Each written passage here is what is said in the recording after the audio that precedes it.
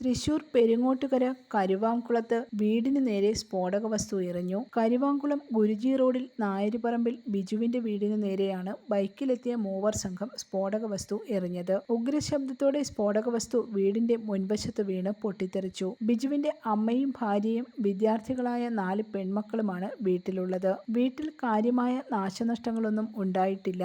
Anthikad police സ്ഥലത്തെത്തി അന്വേഷണം ആരംഭിച്ചു. News desk press Malayalam. പവനേറുന്ന തങ്കമാണു നീ, ഒളിമായാത്ത തിങ്കളാണു നീ,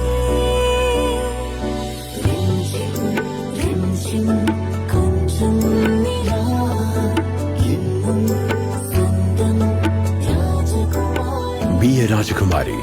Rajakumari Gold and Diamonds. The trust of Travancore. രാജകുമാരി.